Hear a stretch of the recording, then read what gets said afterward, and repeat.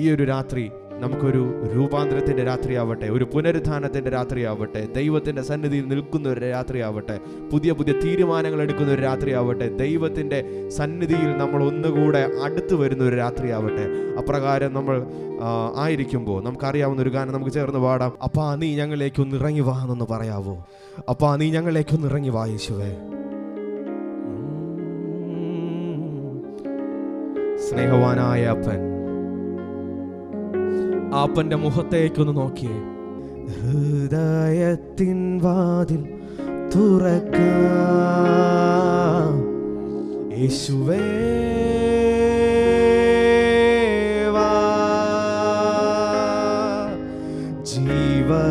ജീവനാഥനായ ഉള്ളത്തിൽ യേശുവേ,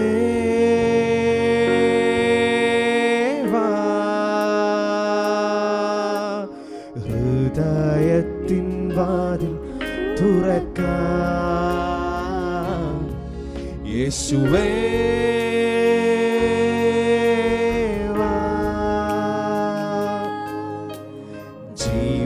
ജീവനാഥനായ ഉള്ളത്തിൽ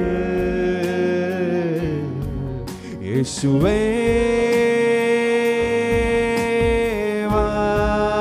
വിളിച്ച എന്റെ രക്ഷകനെ, എൻ രക്ഷകനെ, നിന്നിൽ അഭയം ചൊല്ലുന്നേ, എൻ കർത്താവേ, നീ മാത്രമാശ്രയം.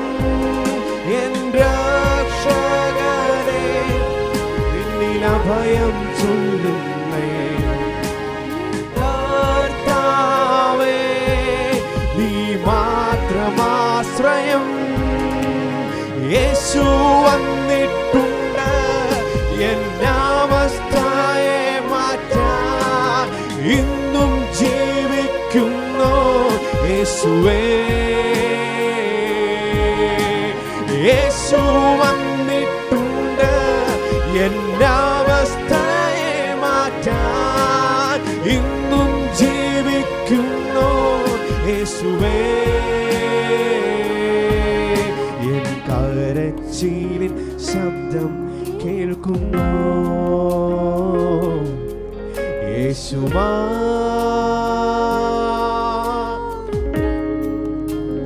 എന്റെ കണ്ണുനീർ കടന്നു പോകാത്തോ അപ്പൻ മാത്രം യേശുവാ. എന്റെ കരച്ചിലിന്റെ ശബ്ദം, എൻ കരച്ചിലിൻ ശബ്ദം കേൾക്കുന്നു യേശു മാത്രം. എന്റെ കണ്ണുനീർ കടന്നു പോകാത്തോ, എൻ കണ്ണുനീർ കടന്നു പോകാത്തോ യേശു മാത്രം. എൻ രക്ഷകനെ, എൻ രക്ഷകനെ, നിന്നിൽ അഭയം ചൊല്ലുന്നേ, എൻ കർത്താവേ, നീ മാത്രമാശ്രയം. എൻ രക്ഷകനെ, നിന്നിൽ അഭയം ചൊല്ലുന്നേ, എൻ കർത്താവേ, നീ മാത്രമാശ്രയം. യേശു വന്നിട്ടുണ്ട് എന്നവസ്ഥയെ മാറ്റാൻ. Ready to believe. ഇന്നും ജീവിക്കുന്നു യേശുവേ, രക്ഷകനെ. യേശു വന്നിട്ടുണ്ട്, യേശു വന്നിട്ടുണ്ട് നമ്മുടെ മിനിസ്ട്രിയെ മാറ്റാൻ, നമ്മുടെ ജീവിതത്തെ മാറ്റാൻ, നമ്മൾ വെയിറ്റ് ചെയ്തിരുന്ന വിഷയങ്ങളിൽ രൂപാന്തരം വരുവാൻ, നിന്റെ കരച്ചിലിന് ഉത്തരം തരുവാൻ, നിന്റെ കണ്ണുനീരിന്റെ ഭാഷ മനസ്സിലാക്കുവാൻ ആ യേശുവിനെ ഒന്ന് മുറുകെ പിടിച്ച് റീഭാഷാത്തെ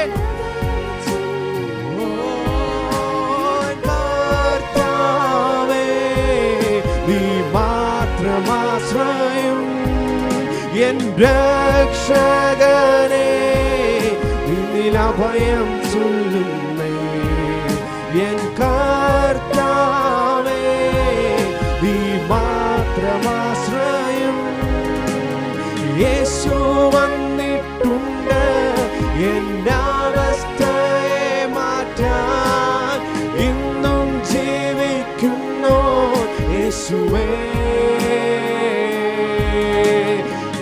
യേശു വന്നിട്ടുണ്ട് എന്നവസ്ഥയെ മാറ്റാൻ. ഇന്നും ജീവിക്കുന്നു യേശുവേ.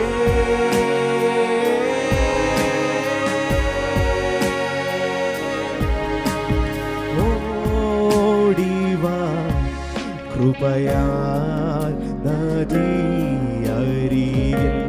നിന്റെ മലിനത നീക്കാൻ പാപി ഓടിവാ കൃപയാം നദിയരികിൽ.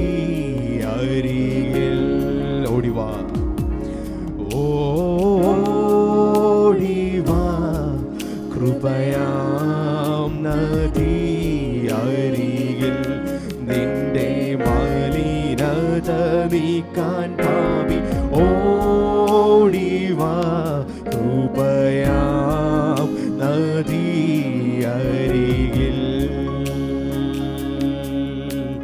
തേടി നിന്നെ കാൺമാനേറ്റം വാടി വഴന്നവരുള്ളം ഓടി വന്നു പാടുകളേറ്റു കുരിശിൽ. നേടി നിന്റെ രക്ഷ യേശു ഓടിയോടുയർത്തു. പിതാവോടിയിരുന്നു മധ്യസ്ഥനായി കേണപേക്ഷിക്കുന്നു വേഗം ഓടിവാ കൃപയാം നദിയരികിൽ.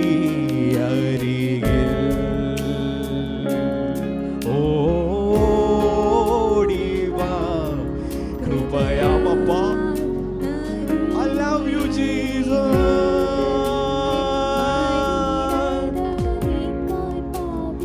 ഓടിവാ കൃപയാം നദിയരികിൽ.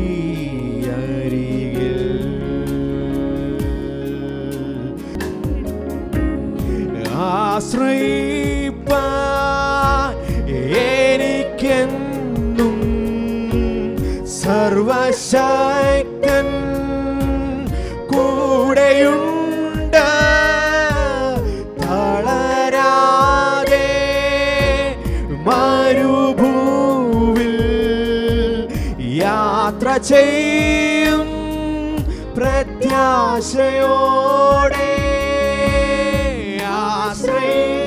ആശ്രയിപ്പാൻ എനിക്കെന്നും സർവശക്തൻ കൂടെയുണ്ട്. തളരാതെ മരുഭൂവിൽ യാത്ര ചെയ്യും പ്രത്യാശയോടെ. Worship you Lord, worship you Lord, worship you Lord. കണ്ണിൻ മണി പോൽ എന്നെ കരുതും ഉള്ളം കരത്തിൽ എന്നെ വഹിക്കും. തള്ളിക്കളയാതെ മാർവിൽ ചേർക്കും സ്നേഹമാകും യേശുവേ. കണ്ണിൻ മണി പോൽ എന്നെ കരുതും ഉള്ളം കരത്തിൽ എന്നെ വഹിക്കും. തള്ളിക്കളയാതെ മാർവിൽ ചേർക്കും സ്നേഹമാകും യേശുവേ. വൃത്തിലെന്നെ വാഹിച്ചതീരാൻ ഉള്ളിൻ കുരുക്കതിൽ വീണതില്ല. വൃത്തിലെന്നെ വാഹിച്ചതീരാൻ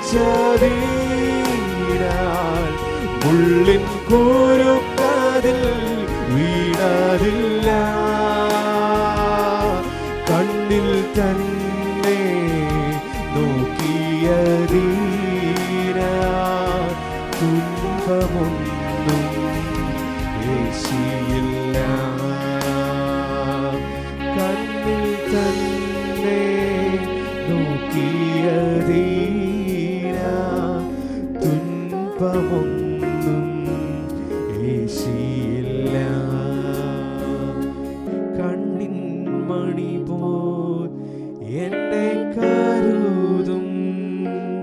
ഉള്ളം കരത്തിൽ എന്നെ വഹിക്കും, തള്ളിക്കളയാതെ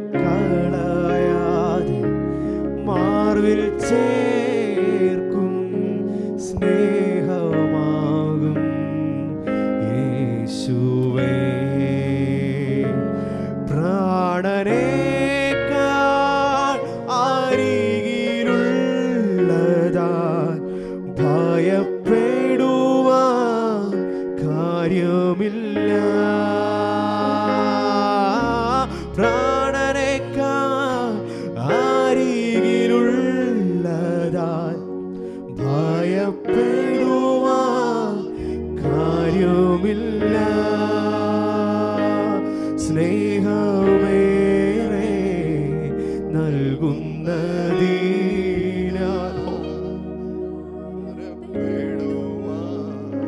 നേരമില്ല.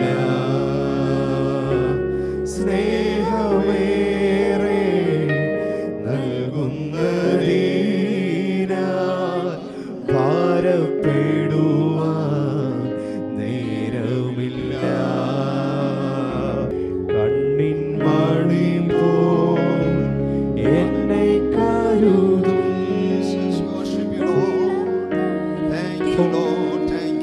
എന്നെ വഹിക്കും, തള്ളിക്കളയാതെ മാർവിൽ ചേർക്കും, സ്നേഹമാകും യേശുവേ. Hallelujah. Thank you, Lord. ആരാധന ആരാധന ആരാധന ആരാധന ആരാധന ആരാധന ആരാധന യേശുവേ, ആരാധന. അവിടെ നമ്മുടെ കണ്ണുകളിൽ നോക്കുന്നത് കൊണ്ട് തന്നെ മുള്ളിൽ കുരുക്കുകളിൽ വീഴാതെ ദൈവം നമ്മളെ സൂക്ഷിക്കുന്നു. എത്രയോ സമയങ്ങൾ നമ്മൾ ദൈവത്തെ വിട്ടകന്നിട്ടുണ്ട്. നമ്മൾ ആരും തന്നെ അക്കാര്യത്തിൽ മാന്യന്മാരൊന്നുമല്ല.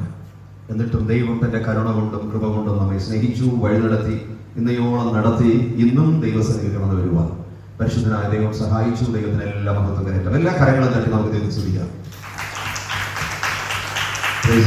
നമ്മൾ ദൈവവചന ശുശ്രൂഷയിലേക്ക് പ്രവേശിക്കുക. ഒരിക്കൽ ഇവിടെ റവറൻ ഡോക്ടർ സാം അച്ഛൻ അവറുകൾ അദ്ദേഹം പറഞ്ഞ ഒരു ഉദാഹരണം എൻ്റെ മനസ്സിനകത്ത് പെട്ടെന്ന് ഇങ്ങനെ മിന്നിമറയുന്ന പോലെ തോന്നി. അച്ഛൻ കർത്താവിൻ്റെ സന്നിധിയിൽ വിശ്രമിക്കുന്നു, ലോകത്തോട് യാത്ര പറഞ്ഞ് കടന്നുപോയി. അവസാന നിമിഷം ഒരു ഭക്തനായി ജീവിച്ചൊരു ദൈവ മനുഷ്യനായിരുന്നു അദ്ദേഹം. അപ്പോൾ അദ്ദേഹം പറഞ്ഞ ഒരു ഉദാഹരണം എന്ന് പറയുന്നത് രണ്ടുപേർ വിറക് കീറുന്ന വ്യക്തികളുടെ അനുഭവമാണ് പറഞ്ഞത്. നിങ്ങൾക്ക് ചിലർക്കെങ്കിലും ഓർമ്മ വരുന്നുണ്ടാകും. ഒരാൾ രാവിലെ മുതൽ അല്പം പോലും വിശ്രമിക്കാതെ താൻ ആ വിറക് കീറിക്കൊണ്ടിരുന്നു. ഭക്ഷണം കഴിക്കുന്ന സമയമൊഴിച്ചാൽ രാവിലെ മുതൽ വൈകുന്നേരം വരെയും അദ്ദേഹം അധ്വാനിച്ചുകൊണ്ടേയിരുന്നു. പക്ഷേ താൻ കൂലി വാങ്ങാൻ നിൽക്കുന്നത് വരുമ്പോൾ വളരെ കുറച്ച് വിറകുകൾ കീറിയിട്ടിരിക്കുന്നതാണ് കാണാൻ കഴിഞ്ഞത്. എന്നാൽ രണ്ടാമത്തെ വ്യക്തി അങ്ങനെ ആയിരുന്നില്ല. അദ്ദേഹം കുറേ വിറക് കീറും, പിന്നെ ഒരു മരത്തണലിൽ വന്നിരിക്കും, തൻ്റെ കോടാലി അരം കൊണ്ട് അതിന് മൂർച്ച കൂട്ടുമായിരുന്നു. ആ മൂർച്ച കൂട്ടുമ്പോൾ ആ തണലിലിരിക്കും തനിക്കൊരു വിശ്രമമായി, തൻ്റെ കോടാലിക്ക് മൂർച്ചയും കൂടും. പിന്നെ വന്ന് കുറേ നേരം താൻ വിറക് വെട്ടും. കുറേ കഴിയുമ്പോൾ വീണ്ടും അതുതന്നെ ആവർത്തിച്ചു. മരത്തണലിൽ വന്ന് വിശ്രമിക്കുകയും പിന്നെ അതോടൊപ്പം തന്നെ തൻ്റെ കോടാലിയുടെ മൂർച്ച കൂട്ടുകയും ചെയ്യും. വീണ്ടും പോയി വിറക് കീറും. സന്ധ്യയായി താനും കൂലി വാങ്ങാൻ വന്നു നിൽക്കുമ്പോൾ ആദ്യത്തെ മനുഷ്യനേക്കാൾ കൂടുതൽ താൻ വിറക് കീറിയിരിക്കുന്നത് കാണുവാൻ സാധിച്ചു. ആദ്യത്തെ മനുഷ്യൻ വല്ലാതെ ടയേർഡായി, വളരെ ക്ഷീണിതനായി. എന്നാൽ ഈ രണ്ടാമത്തെ മനുഷ്യൻ കൂടുതൽ ഫലം പുറപ്പെടുവിക്കുകയും കൂടുതൽ ആ ക്ഷീണാവസ്ഥകളിൽ നിന്ന് വിടുതലുള്ളവനായി വീട്ടിലേക്ക് മടങ്ങുകയും ചെയ്തു. അപ്പോൾ മറ്റവനാണെങ്കിൽ ഇരിക്കപ്പുറത്തില്ലാതെ ജോലിയാണ്. അധ്വാനമാണ്. ചില സഹോദരിമാർ അടുക്കള വിട്ടിറങ്ങാതെ നിൽക്കുന്നത് പോലെ. പക്ഷേ വൈകുന്നേരമായപ്പോൾ ഫലം കുറവാണ്, ക്ഷീണം കൂടുതലാണ്. രണ്ടാമത്തെ ആൾ ആവേശത്തിന് വിശ്രമിച്ചു. ബുദ്ധിയോടെ പ്രവർത്തിച്ചു, ഫലം കൂടുതലാണ്, ആവശ്യത്തിന് ആരോഗ്യത്തോടെ താൻ മടങ്ങുകയുമാണ്.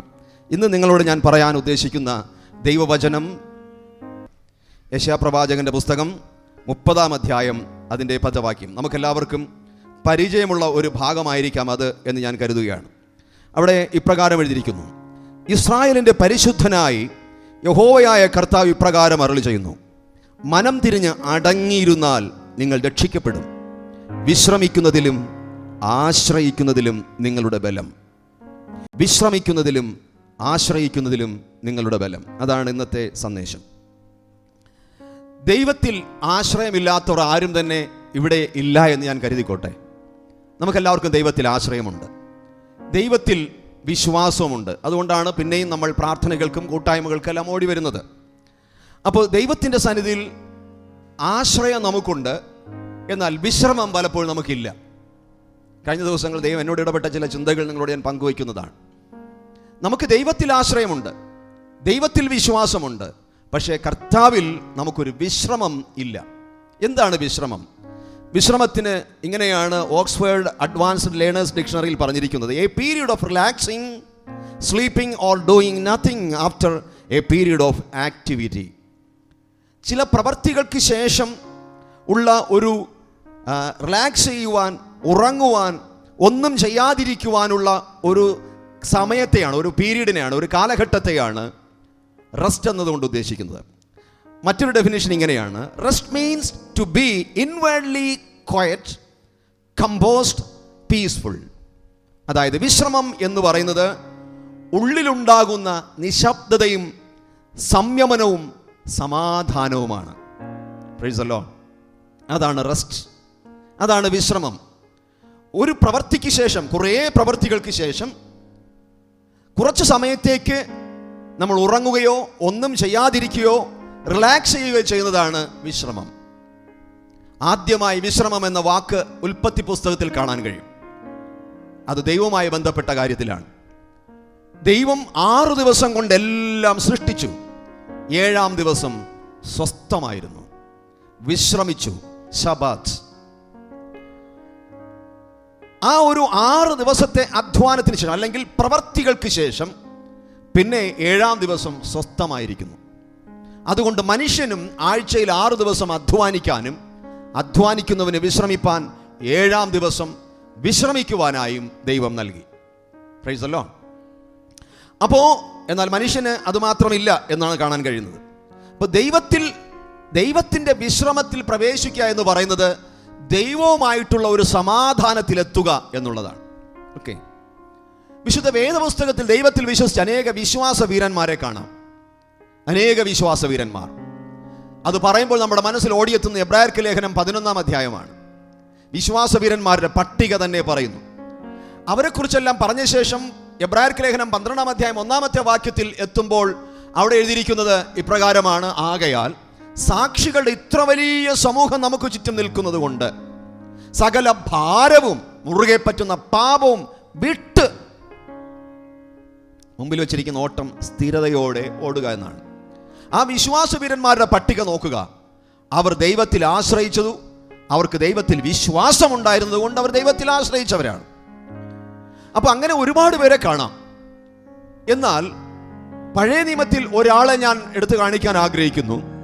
ദൈവത്തിൽ ആശ്രയിക്കുകയും ദൈവത്തിൽ വിശ്രമിക്കുകയും ചെയ്ത ഒരു വ്യക്തി. 1 ശമൂവേലിന്റെ പുസ്തകം 1-ാം അധ്യായം വായിക്കുമ്പോൾ നമുക്ക് ആ വ്യക്തിയെ കാണാം. ആരാണെന്ന് നിങ്ങൾക്കറിയാം? ഹന്ന. ഹന്ന എന്ന് പറയുന്നത് താന് എൽക്കാനയുടെ 2 ഭാര്യമാരിൽ ഒരാളായിരുന്നു. ഇത് പഴയ നിയമത്തിലെ കഥയാണ്. പുതിയ നിയമത്തിൽ ഇത് പറഞ്ഞിരിക്കുമെന്ന് പറഞ്ഞാൽ ആരും അതിനൊന്നും ഫോളോ ചെയ്യാൻ പോകണ്ട. കഴിഞ്ഞ ദിവസം ഞങ്ങളുടെ ഈ യൂട്യൂബിലെ പ്രോഗ്രാം കണ്ടിട്ട് വടക്കൻ കേരളത്തിൽ നിന്ന് ഒരാളെന്നെ വിളിച്ച് ഒത്തിരി തർക്കിച്ചു. ഞാൻ പറഞ്ഞു, ഞാൻ പറഞ്ഞ കാര്യത്തിൽ നിന്ന് എന്തെങ്കിലും ഉണ്ടെങ്കിൽ മാത്രം തർക്കിക്കുക, അതിന് മാത്രം ഞാൻ ഉത്തരം പറഞ്ഞാൽ മതിയല്ലോ. അദ്ദേഹം പറയുന്നത്, എന്തിനാണ് പഴയ നിയമം പുതിയ നിയമം തമ്മിൽ കൂട്ടിക്കലർത്തേണ്ട ആവശ്യമുണ്ടോ എന്നെല്ലാം പറഞ്ഞ് ഒരുപാട് തർക്കങ്ങളിലേക്ക് വന്നു. ഞാൻ പറഞ്ഞു, തർക്കിക്കാൻ എനിക്ക് താല്പര്യമില്ല.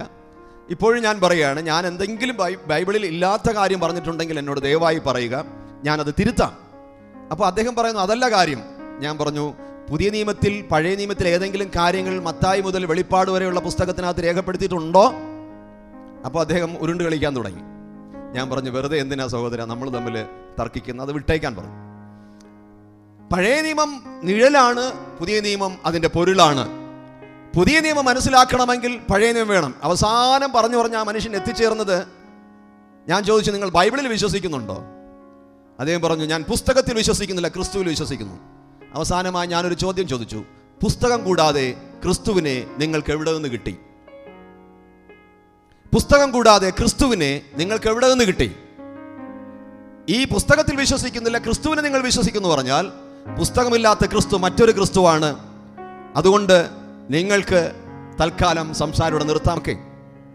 പഴയ നിയമത്തിലുള്ള കാര്യങ്ങൾക്കകത്ത് കാര്യങ്ങൾ കിടപ്പുണ്ട്. പക്ഷേ പഴയ നിയമത്തിലെ സംവിധാനങ്ങളല്ല കർത്താവ് നമുക്കൊരു പുതിയ നിയമം നൽകിയിട്ടുണ്ടെന്ന് ഓർക്കണം. പക്ഷേ പഴയ നിയമത്തിൽ കിടക്കുന്ന ചില കാര്യങ്ങൾ നമുക്ക് കാര്യങ്ങൾ മനസ്സിലാക്കുവാൻ, ദൈവത്തെ കുറെ കൂടെ മനസ്സിലാക്കുവാൻ, ദൈവ സ്വഭാവത്തെ ഗ്രഹിക്കാൻ എല്ലാം കാരണമാകുന്നു. എന്തായാലും അന്ന് ബഹുഭാര്യാത്വം അനുവദിക്കപ്പെട്ടിരുന്ന ഒരു കാലഘട്ടത്തിൽ എൽക്കാന എന്ന് പറയുന്ന ആൾ 2 മക്കൾ, പെനീന, 2 ഹന്ന. നമുക്കറിയാം ഹന്നയ്ക്ക് മക്കളില്ല, പെനീനയ്ക്ക് മക്കളുണ്ടായിരുന്നു. പെനീൻ എന്ന വാക്കിന് പേൾ എന്നാണ് അർത്ഥം, അഥവാ മുത്ത് എന്നാണ് അർത്ഥം. പക്ഷേ പേരിൻ്റെ അർത്ഥം പോലെ ആയിരുന്നില്ല പെനീന. തൊട്ട് തൻ്റെ സഹോദരിയായ ഹന്നയ്ക്കിട്ട് എപ്പോഴും കുത്തു കൊടുത്തുകൊണ്ടിരിക്കുമായിരുന്നു. കുത്തു വാക്കുകളിലൂടെ വേദനിപ്പിക്കുമായിരുന്നു. കാരണം ഹന്നയ്ക്ക് മക്കളില്ല, പെനീനയ്ക്ക് കുഞ്ഞുങ്ങളുണ്ട്. അതിൻ്റെ ഒരു അഹങ്കാരം ഉണ്ടായിരുന്നു. പക്ഷെ ഈ വേദന, മക്കളില്ലാത്ത ഒരു വേദനയും ഒപ്പം ഈ അനുഭവിക്കുന്ന കുത്തുവാക്കുകളും ഹന്നായെ ഭയങ്കരമായി വേദനിപ്പിച്ചു. ഭയങ്കര സങ്കടമായിരുന്നു. ഭർത്താവിൽ നിന്ന് വളരെയധികം സ്നേഹം ഹന്നായ്ക്ക് കിട്ടുന്നുണ്ടെങ്കിലും ഈ ജീവിതത്തിലെ ഇല്ലായ്മകളും നോവുകളും വല്ലാതെ അവളെ തകർക്കുവാൻ തക്കവണ്ണം ഇടയായി. അതുകൊണ്ട് പലപ്പോഴും അവൾ പട്ടിണി കിടക്കുമായിരുന്നു. 1-ാം അധ്യായം 1 ശമൂവേലിന്റെ പുസ്തകം 1-ാം അധ്യായം 7-ാം വാക്യം വായിക്കുമ്പോൾ അറിയാം, അവർ ദൈവാലയത്തിൽ പോകുമ്പോൾ പോലും, ഇവരെല്ലാം ഒരുമിച്ച് കൂടുമ്പോഴും ഈ വേദന സഹിക്കവയ്യാതെ പലപ്പോഴും ഹന്ന ഇങ്ങനെ പട്ടിണി കിടക്കുമായിരുന്നു എന്നവിടെ എഴുതിയിരിക്കുകയാണ്. എന്നാൽ ഒരു ദിവസം അവർ ദൈവാലയത്തിൽ പോയി ഉത്സവങ്ങൾ ആചരിച്ചെല്ലാം കഴിഞ്ഞു. നമുക്ക് ഏറെ അറിയാവുന്നതുകൊണ്ട് ഞാൻ വിശദീകരിക്കുന്നില്ല. ആ പോയിന്റ് പറഞ്ഞ് ഞാൻ അടുത്ത ഭാഗത്തിലേക്ക് പോവുകയാണ്. അന്ന് ദൈവാലയത്തിലേക്ക് പോയി ദൈവസന്നിധിയിൽ നിന്ന് ഹൃദയം പകർന്നു. ഏലി തെറ്റിദ്ധരിച്ചു. ഒടുവിൽ അതിൻ്റെ 1 ശമൂവേലിന്റെ പുസ്തകം 1-ാം അധ്യായം 18-ാമത്തെ വാക്യത്തിൽ പറയുകയാണ്, സത്യം അറിഞ്ഞപ്പോൾ ഏലി അവൾ അനുഗ്രഹിച്ചു. ആ അനുഗ്രഹം ഏറ്റുവാങ്ങിക്കൊണ്ട് അവൾ അവിടെ നിന്ന് ഇറങ്ങി പോവുകയാണ്. അവിടെ എഴുതിയിരിക്കുന്നു, അവൾ പോയി ഭക്ഷണം കഴിച്ചു, പിന്നത്തേതിൽ അവളുടെ മുഖം വാടിയതുമില്ല. ഹല്ലേലൂയ. അവൾ പോയി അവിടെ നിന്ന്, ദൈവസന്നിധിയിൽ നിന്ന് അവൾ ഇറങ്ങിപ്പോയി. ഇതിനു ശേഷം ഹൃദയ ദുഃഖങ്ങളെല്ലാം ദൈവസന്നിധിയിൽ പങ്കുവച്ച ശേഷം, താൻ വിശ്വസിക്കുന്ന, താൻ ആശ്രയിക്കുന്ന ദൈവത്തിൽ എല്ലാ ദുഃഖങ്ങളും പങ്കുവച്ച ശേഷം, ആ ദൈവത്തിൽ ആശ്രയിച്ചിട്ട് അവൾക്ക് ദൈവത്തിൽ നിന്നൊരു വചനം കിട്ടിയപ്പോൾ, ദൈവത്തിൽ നിന്നൊരു വാഗ്ദത്തം ലഭ്യമായപ്പോൾ, നീ അപേക്ഷിച്ചത് നിനക്ക് ദൈവം നൽകട്ടെ എന്ന് പുരോഹിതൻ അഭിഷേക്തൻ അനുഗ്രഹിച്ചപ്പോൾ അത് ഏറ്റെടുത്തുകൊണ്ട് അവൾ അവിടെ നിറങ്ങിപ്പോയി. ദൈവത്തിൽ ആശ്രയിച്ച ശേഷം അവൾ പട്ടിണി കിടക്കാൻ പോയില്ല, ഭക്ഷണം കഴിച്ചു. അവളുടെ മനസ്സ്, അവളുടെ മുഖം പിന്നെ വാടിയതുമില്ല. അതാണ് ദൈവത്തിൽ ആശ്രയിക്കുന്നവന്റെ വിശ്രമം എന്ന് പറയുന്നത്. Price the Lord. നമ്മൾ ആശ്രയിക്കുന്നു, പക്ഷെ വിശ്രമമില്ല. പിന്നെയും പിന്നെയും നമ്മുടെ മുഖം വാടുന്നു, പിന്നെയും പിന്നെയും നമ്മൾ പട്ടിണി കിടക്കുന്നു, പിന്നെയും പിന്നെയും നമ്മൾ പല വിധത്തിലുള്ള ഉപവാസങ്ങളിലാണ്, പിന്നെയും പിന്നെയും നമ്മൾ തകർച്ചയിലാണ്, പിന്നെയും പിന്നെയും നമ്മൾ നിരാശകളിലാണ്. Why? We have no rest in God, but we are trusting always in God. We have that faith in God, but we have no that trust in God. That's the problem. നമ്മൾ ഒരുപാട് ദൈവത്തിൽ വിശ്വസിക്കുന്നു, ആശ്രയിക്കുന്നു, എന്നാൽ ദൈവത്തിൽ നമുക്ക് വിശ്രമിക്കാൻ കഴിയുന്നില്ല. ആശ്രയിക്കുന്നതിലും വിശ്രമിക്കുന്നതിലും നിങ്ങളുടെ ബലം ഇതിൽ ഒന്നിനോട് സമമായിരിക്കും. രണ്ടും ഒരുമിച്ച് നമ്മുടെ ജീവിതത്തിൽ കടന്നു വരണം. നമ്മൾ ഒരുപാട് വിശ്വാസം പറയും, മറ്റുള്ളവർ ഒരുപാട് ഉപദേശിക്കും, മറ്റുള്ളവരോട് ഒരുപാട് പ്രസംഗിക്കും, ദൈവ ആശ്രയത്തെക്കുറിച്ച് പറയും. എന്നാൽ പറയുന്ന നമുക്ക് തന്നെ പലപ്പോഴും ആ ആശ്രയത്തിന്റെ അടയാളമായ വിശ്രമമില്ലാതെ പോകുന്നു. ശരിയല്ലേ? അങ്ങനെ നമുക്ക് ദൈവത്തിലൊന്ന് വിശ്രമിക്കാൻ കഴിഞ്ഞാൽ, ഞാൻ പറഞ്ഞില്ലേ, നമ്മൾ ഒരുപാട് ഭാരങ്ങൾ വഹിച്ചു, ഒരുപാട് പ്രവർത്തികൾ ചെയ്തു. അതിൽ നിന്ന് ഒരു പീരീഡിലേക്ക്, ഒരു സമയത്തേക്ക് നിശബ്ദരാവുക, ഒന്നും ചെയ്യാതിരിക്കുക, ശാന്തമാവുക, ഉള്ളിൽ സ്വസ്ഥത അനുഭവിക്കുക, അതാണ് വിശ്രമം. അപ്പോൾ ദൈവത്തിൽ വിശ്രമത്തിലേക്ക് വന്നാൽ, ഒന്നാമതായി റോമർ 5-ാം അധ്യായത്തിൽ പറഞ്ഞിരിക്കുന്നത് പോലെ, കർത്താവിലുള്ള വിശ്വാസത്താൽ നീതീകരണം പ്രാപിച്ചിട്ട് ദൈവത്തോട് നമുക്ക് സമാധാനമുണ്ട്. യേശു ക്രിസ്തുവിന്റെ രക്തത്താലുള്ള നീതീകരണം പ്രാപിച്ച ഒരു വ്യക്തി ദൈവവുമായിട്ടുള്ള സമാധാനത്തിലേക്ക് വരുമ്പോൾ അവൻ ദൈവത്തിന്റെ വിശ്രമത്തിലേക്ക് പ്രവേശിക്കുന്നു. അതുവരെ അവൻ വഹിച്ചുകൊണ്ടിരുന്ന ഭാരങ്ങൾ, അതുവരെ അവൻ വഹിച്ചുകൊണ്ടിരുന്ന വേദനകൾ, അതുവരെ അവൻ അലട്ടിക്കൊണ്ടിരുന്ന ദുഃഖങ്ങൾ, നിരാശകൾ, ഭാരങ്ങളെല്ലാം വിട്ട് മനസ്സ് സ്വസ്ഥതയാവുകയാണ്. നേരത്തെ നമ്മൾ കേട്ടതുപോലെ യേശു എന്ന സ്നേഹം നിന്റെ ഉള്ളിലേക്ക് വന്നു കഴിഞ്ഞാൽ നിന്റെ ജീവിതത്തിൽ ധനവും പ്രൗഢിയും എല്ലാവിധമായ വിജയകരമായ അനുഭവങ്ങളും ഉണ്ടാകും. Hallelujah, hallelujah. അപ്പോൾ കർത്താവിനാൽ നീതീകരിക്കപ്പെട്ട് ദൈവത്തിലേക്ക് പ്രവേശിച്ചു കഴിയുമ്പോൾ നമുക്ക് ദൈവത്തിൽ ആശ്രയവും പിന്നെ വിശ്രമവും നമുക്കുണ്ടാകണം. പക്ഷെ നമുക്കില്ലാത്ത ഈ രണ്ടാമത്തെ കാര്യമാണ്. ഞാൻ ഉൾപ്പെടെ പലപ്പോഴും പിറുപിറുത്തു പോകുന്നു, അസ്വസ്ഥരാകുന്നു, നിരാശപ്പെട്ടു പോകുന്നു, മറ്റുള്ളവരുമായി താരതമ്യപ്പെടുത്തുന്നു. എന്തുകൊണ്ട് എനിക്കിങ്ങനെ, എനിക്ക് മാത്രം ഇങ്ങനെ സംഭവിക്കുന്നത് എന്തുകൊണ്ടാണ് എന്ന് പിന്നെയും നമ്മൾ ആശങ്കിതരായി തീരുകയാണ്. എനിക്ക് നാളെ എന്താണ് സംഭവിക്കാനായിട്ട് പോകുന്നത്? നാളെ ഇന്റർവ്യൂവിന് വേണ്ടി പോകാനിരിക്കുന്ന സഹോദര, നിന്നോടും കർത്താവ് പറയുകയാണ്, നീ ആശങ്കപ്പെടാതിരിക്കെ, ദൈവത്തിൽ ആശ്രയിച്ച് വിശ്രമിക്ക്. Hallelujah, hallelujah. ദൈവത്തിന്റെ വചനത്തിൽ അവിടെ ഹന്ന ചെയ്താണ്, ദൈവത്തിൽ ആശ്രയിച്ചു, അവൾ എഴുന്നേറ്റ് പോയി. കാരണം ഞാൻ ആശ്രയിച്ച ദൈവം എൻ്റെ കേസ് ഏറ്റെടുത്തിരിക്കുകയാണ്. ഇനി വിധി അവൻ പ്രഖ്യാപിക്കും. ഇനി ഞാൻ പട്ടിണി കിടക്കണ്ട, ഇനി ഞാൻ മുഖം വാടണ്ട, ഇനി ഞാൻ ഹൃദയത്തിൽ വേദനയോടെ പഴയ ഭാരങ്ങളും പേറി നടക്കണ്ട.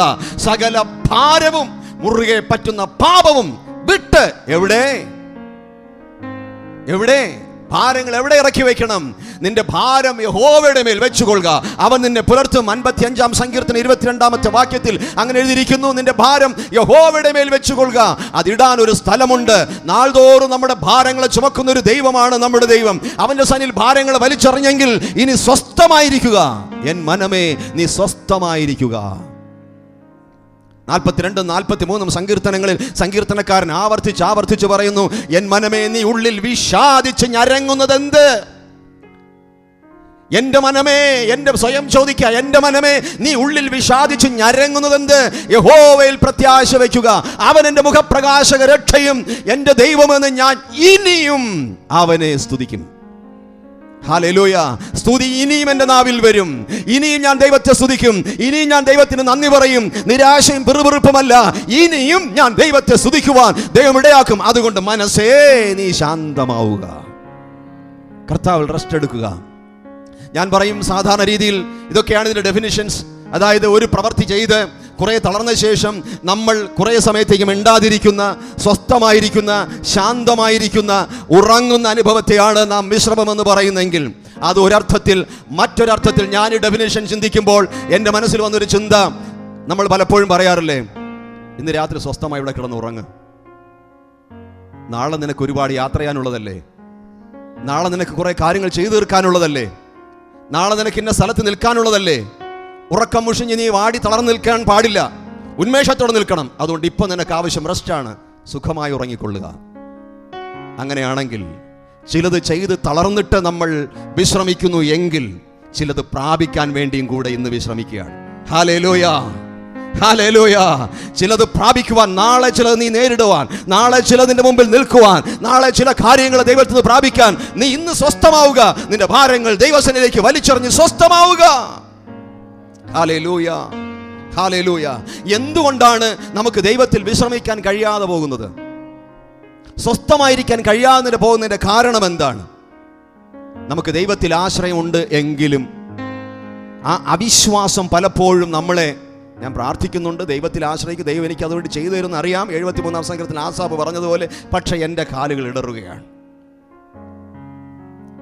എൻ്റെ കാലുകൾ ഇടറുകയാണ്. എനിക്ക് എവിടെയൊക്കെ കുഴപ്പങ്ങൾ വരികയാണ്. എനിക്ക് മാത്രം എന്ത്, ഞാൻ മറ്റുള്ളവരുമായി താരതമ്യപ്പെടുത്തുമ്പോൾ മറ്റുള്ളവർക്കെല്ലാം ലഭിക്കുന്നു, എനിക്ക് മാത്രം കിട്ടുന്നില്ല എന്നൊക്കെ ചിന്തിക്കാൻ തുടങ്ങുമ്പോൾ, എൻ്റെ ബുദ്ധി പ്രവർത്തിക്കാൻ തുടങ്ങുമ്പോൾ ഞാൻ ദൈവത്തിലുള്ള വിശ്രമത്തിൽ നിന്ന് താഴേക്ക് പോവുകയാണ്. വേറൊരു തരത്തിൽ പറഞ്ഞാൽ, ദൈവം പറഞ്ഞ ആലോചനകളെ, ദൈവം പറഞ്ഞ വചനങ്ങളെ അതിനെ അനുസരിക്കാത്തത് കൊണ്ട്, അല്ലെങ്കിൽ ദീർഘക്ഷമയോടെ കാത്തിരിക്കുക എന്ന് പറഞ്ഞാൽ കാത്തിരിക്കാൻ മടിയായതുകൊണ്ട് നമ്മൾ അസ്വസ്ഥരാവുകയാണ്, ദൈവത്തിൽ വിശ്രമിക്കാൻ കഴിയുന്നില്ല. അങ്ങനെ ഒരാളാണ് പഴയ നിയമത്തിലെ ശൗൽ രാജാവ്.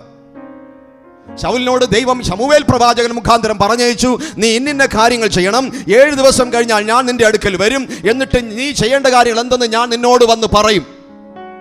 പക്ഷേ താൻ കാത്തിരുന്നിട്ടും ശമൂവേൽ വരുവാൻ താമസിക്കുന്നു കണ്ടിട്ട് ശൗൽ രാജാവ് പോയി തന്നെ ഏൽപ്പിച്ചിട്ടില്ലാത്ത കാര്യം ചെയ്ത് യാഗം കഴിച്ചു. അപ്പോഴത്തേക്കും ഇതാ ശമൂവേൽ വന്നിട്ട് ചോദിക്കുകയാണ്, എന്താണ് നീ ചെയ്തത്?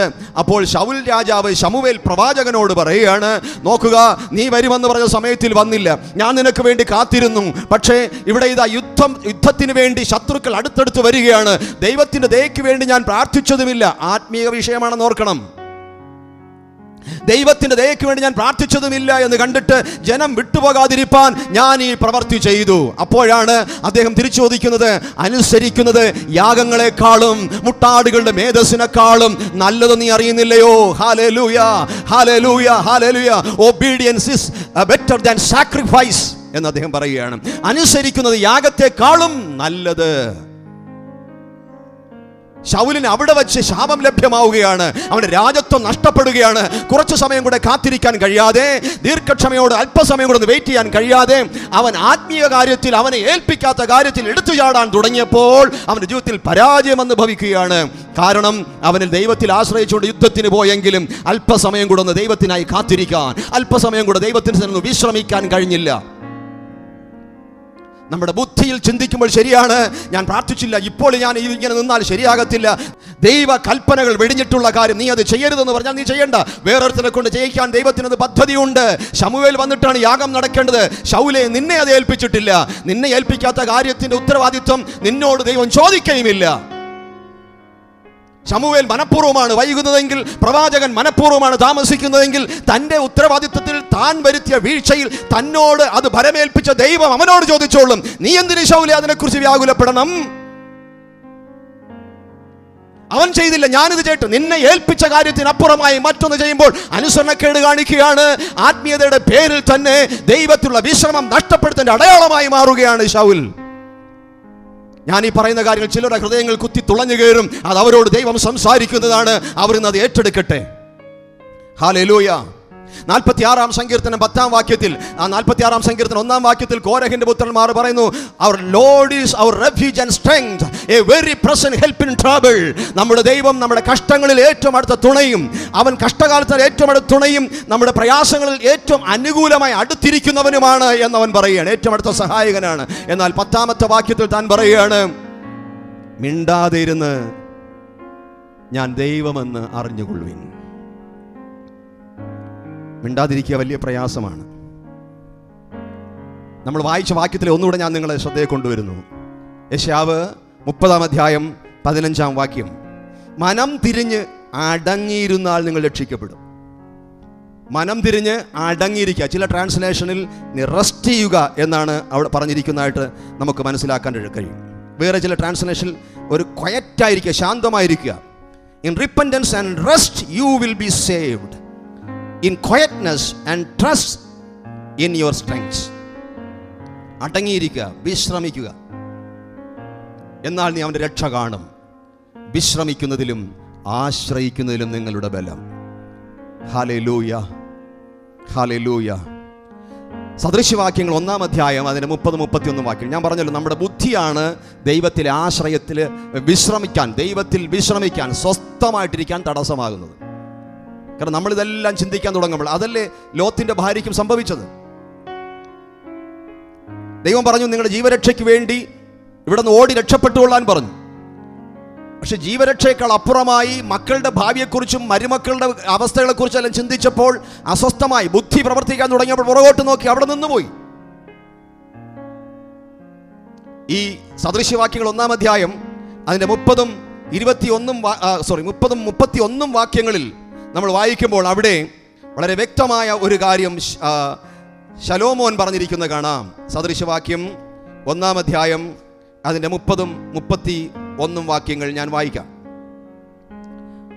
അവർ അവൻ്റെ ആലോചന അനുസരിക്കാതെ എൻ്റെ ശാസനമൊക്കെയും നിരസിച്ച് കളഞ്ഞതുകൊണ്ട് അവർ സ്വന്തം വഴിയുടെ ഫലം അനുഭവിക്കുകയും തങ്ങളുടെ ആലോചനകളാൽ തൃപ്തി പ്രാപിക്കുകയും ചെയ്യും. ബുദ്ധിഹീനരുടെ പിന്മാറ്റം അവരെ കൊല്ലും, ഭോഷന്മാരുടെ നിശ്ചിന്ത അവരെ നശിപ്പിക്കും. എൻ്റെ വാക്ക് കേൾക്കുന്നവനോ നിർഭയം വസിക്കുകയും ദോഷഭയം കൂടാതെ സ്വൈരമായിരിക്കുകയും ചെയ്യും. ഹല്ലേലൂയ. ദോഷഭയം കൂടാതെ സ്വൈരമായിരിക്കുകയും ചെയ്യും എന്ന് പറയുകയാണ്. Price the Lord. ഇവിടെ എന്താണ് നമ്മൾ കാണാൻ കഴിയുന്നത്? 30-ാം വാക്യത്തിൽ പറഞ്ഞു, എൻ്റെ ആലോചന അനുസരിക്കാതെ എൻ്റെ ശാസനമൊക്കെ നിരസിച്ച് കളഞ്ഞതുകൊണ്ട്, എൻ്റെ കൽപ്പനകളെ വിട്ടുമാറിയതുകൊണ്ട് നീ എന്നിൽ ആശ്രയിച്ച് വിശ്രമിക്കുക എന്ന് പറഞ്ഞ കൽപ്പനകളെ വിട്ടുമാറിയതുകൊണ്ട്, ഞാൻ പറഞ്ഞ പല ആലോചനകളും നീ ചെവിക്കൊണ്ടില്ല, മറുതലിച്ചതുകൊണ്ട്, കാത്തിരിക്കാൻ നിനക്ക് മനസ്സില്ലാതിരുന്നത് കൊണ്ട്, മിണ്ടാതിരിക്കാൻ നിനക്ക് പറ്റാതിരുന്നത് കൊണ്ട്, നിന്റെ ക്ഷമ നഷ്ടപ്പെട്ടത് കൊണ്ട്, നീ പലയിടത്തിലും നിന്നെ ഏൽപ്പിക്കാത്ത കാര്യങ്ങളിലേക്ക് നീ എടുത്തു ചാടിയത് കൊണ്ട്, ദൈവത്തിൻ്റെ അരുളപ്പാടുകളിൽ എവിടെയൊക്കെയോ നീ കുഴപ്പം കാണിച്ചതുകൊണ്ട്, കർത്താവിൻ്റെ വചനത്തിൽ പറഞ്ഞിരിക്കുന്നത്, അവർ സ്വന്തം വഴിയുടെ ഫലം അനുഭവിക്കുകയും തങ്ങളുടെ ആലോചനകളാൽ തൃപ്തി പ്രാപിക്കുകയും ചെയ്യും. സ്വന്തം ആലോചനകളാൽ, തങ്ങളുടേതാകുന്ന ആലോചനകളിൽ അവർ തൃപ്തി പ്രാപിക്കും. ദൈവത്തിൻ്റെ ആലോചന അവർക്ക് ലഭിക്കില്ല. ദൈവത്തിൻ്റെ ആലോചന ലഭിക്കാത്തതിന്റെ കാരണം അവന്റെ ആലോചന നിരസിച്ചു, അവന്റെ കൽപ്പനകളെ നിരസിച്ചു. ഇനി നിനക്ക് തൃപ്തി കിട്ടും എപ്പോ? നിന്റെ സ്വന്തം ആലോചനകളാൽ. ഒരുപാട് ആത്മീകന്മാർക്കും പ്രവാചകന്മാർക്കും പറ്റുന്നൊരു കുഴപ്പം ഇവിടെയാണ്. ദൈവത്തിൻ്റെ ആലോചന നിരസിച്ചു എന്ന് പലപ്പോഴും മനസ്സുകൊണ്ട് മനസ്സിലാക്കാതെ ദൈവത്തിൽ അവർ ആശ്രയിക്കുന്നു എന്ന ഒരു വിശ്വാസത്തിൽ ഉറച്ചു നിന്നിട്ട് താൻ ദൈവത്തിൻ്റെ കൽപ്പന നിരസിച്ചു എന്ന് ഗ്രഹിക്കാതെ പിന്നെയും ഇരുന്ന് പ്രാർത്ഥിച്ചിട്ട് സ്വന്തം ബുദ്ധിയിലുള്ള ആലോചനകൾ എടുത്തിട്ട് അതിൽ തൃപ്തിയടയും. ദൈവം എന്നോട് ഇങ്ങനെ സംസാരിച്ചു എന്ന് പറയും. അവിടെയാണ് കള്ളപ്രവാചകന്മാർ കൂടുന്നത്. ഒരു കാര്യം ഞാൻ നിങ്ങളോട് പറയട്ടെ, ആത്മീയരായിട്ടുള്ളവരോട്, ദൈവത്തോടുള്ള ബന്ധം നിങ്ങൾക്ക് നേരെ അല്ലാതിരിക്കുമ്പോൾ നിങ്ങൾക്ക് കിട്ടുന്ന ആലോചനയും ബുദ്ധിയും വളരെ സൂക്ഷിക്കണം. ദൈവമായിട്ടുള്ള നിങ്ങളുടെ ബന്ധം ശരിയല്ലാതിരിക്കുമ്പോൾ, ദൈവത്തെ നിരസിച്ച് നിങ്ങൾ മാറി മാറി നടക്കുമ്പോൾ, നിങ്ങൾ പ്രാർത്ഥിക്കുമ്പോൾ കിട്ടുന്ന ചിന്തയാകാം, ആലോചനയാകാം, അത് ദൈവത്തിൽ നിന്നുള്ളതാണോ അല്ലയോ എന്ന് പലവട്ടം ചിന്തിച്ച് പ്രാർത്ഥിച്ച് ഡിസൈൻ ചെയ്ത് പറ്റുമെങ്കിൽ ആത്മീകന്മാരായ മുതിർന്ന പക്വതയുള്ള അഭിഷിക്തന്മാരുമായി അത് ചർച്ച ചെയ്ത് തീരുമാനിക്കണം, ഡിസൈൻ ചെയ്യണം. ഇല്ലെങ്കിൽ സ്വന്തം ആലോചനയാൽ തൃപ്തിയടയും. അങ്ങനെ സ്വന്തം ആലോചനയാൽ തൃപ്തിയടഞ്ഞ് ദൈവത്തിന്റെ സന്നിധിയിൽ നിന്ന് അകന്നുപോയി ദൈവത്തിൽ വിശ്രമിക്കാതെ പ്രവർത്തിച്ച അനേകരെ ബൈബിളിൽ കാണാം. അതിലൊരാളാണ് അബ്രഹാം. വിശ്വാസികളുടെ പിതാവെന്ന് നമ്മൾ അബ്രഹാമിനെ വിളിക്കുന്നു. ദൈവം പറഞ്ഞു, നിനക്ക് ഒരു സന്തതി ജനിക്കും, വാഗ്ദത്ത സന്തതി. അവനിൽ നിന്ന് ഞാൻ നിനക്ക് അനേകം മക്കളെ തരും. പക്ഷേ അവന് ബഹുജാതികൾക്ക് പിതാവാകും. അതുകൊണ്ട് നിന്നെ അബ്രാം എന്നല്ല അബ്രഹാം എന്ന് വിളിക്കണമെന്ന് ദൈവം പറയുമ്പോൾ, ഒരു കുഞ്ഞു പോലും തനിക്ക് ലഭിച്ചിട്ടില്ലാത്ത സമയത്താണ് ദൈവം പറയുന്നത്, നീ ബഹുജാതികൾക്ക് പിതാവാകും. ഒരു തലമുറ പോലും തന്റെ മുൻപിൽ ഇല്ലാതിരിക്കവേ താൻ എങ്ങനെ ബഹുജാതികൾക്ക് പിതാവാകും? അദ്ദേഹം ദൈവത്തിൽ ആശ്രയിച്ചു. അതുകൊണ്ട് ദൈവത്തിൽ വിശ്വസിച്ചുകൊണ്ട് ഞാൻ നിന്നെ കാണിപ്പാനിരിക്കുന്ന ദേശത്തിലേക്ക് പോകാൻ പറഞ്ഞപ്പോൾ അദ്ദേഹം ഇറങ്ങി നടന്നു. അത്രയും വിശ്വാസവീരനായിരുന്നു. പക്ഷേ ദൈവത്തെ സഹായിക്കുവാനായി താൻ ഒരു പ്രവൃത്തി ചെയ്തു. അപ്പോൾ ദൈവത്തിന്റെ സന്നിധിയിൽ നിന്നുള്ള ആലോചനയേക്കാൾ കൂടുതൽ തൻ്റെ ഭാര്യയുടെ സാറയുടെ ആലോചനയ്ക്ക് കീഴ്പ്പെട്ടു. ദൈവം പറഞ്ഞ സമയത്തേക്ക് കാത്തിരിക്കാൻ തയ്യാറായില്ല. കാരണം താൻ വൃദ്ധനായിക്കൊണ്ടിരിക്കുന്നു. തൻ്റെ ഭാര്യ അവൾ ശാരീരികമായി ക്ഷീണിച്ചുകൊണ്ടിരിക്കുന്നു, വാർദ്ധക്യത്തിലേക്ക് എത്തിക്കൊണ്ടിരിക്കുന്നു. വൈദ്യശാസ്ത്ര പ്രകാരം, നാട്ടു നടപ്പിൻ പ്രകാരം ഇനി ഈ പ്രായത്തിൽ ഗർഭം ധരിക്കുക പ്രയാസമാണ്. അതുകൊണ്ട് ആ പ്രതീക്ഷകൾ നഷ്ടപ്പെട്ടു. അപ്പോൾ വാഗ്ദത്തം പറഞ്ഞ ദൈവം എങ്ങനെ എന്നെ ബഹുജാതികൾക്ക് പിതാവാക്കും? അവിടെ സാറ പറഞ്ഞു കൊടുത്തു, നീ അടിമപ്പെണ്ണായ ഹാഗറിന്റെ അടുക്കലേക്ക് പോവുക, അവളിൽ നിനക്ക് മക്കളെ ജനിക്കും. മക്കളെ തരുമെന്നല്ലേ ദൈവം പറഞ്ഞുള്ളൂ, നിനക്ക് കുഞ്ഞുങ്ങളെ ജനിക്കട്ടെ. ആ ആലോചനയ്ക്ക് കീഴ്പ്പെട്ട് താൻ കടന്നുപോയി. ദൈവത്തിന്റെ സന്നിധിയിൽ, കർത്താവിന്റെ സന്നിധിയിൽ ദൈവം പറഞ്ഞ സമയത്തിന് വേണ്ടി ഞാനും നിങ്ങളും കാത്തിരിക്കാതിരിക്കുമ്പോൾ നമ്മൾ ഉണ്ടാക്കുന്നതെല്ലാം അടിമ സന്താനങ്ങളാണ്.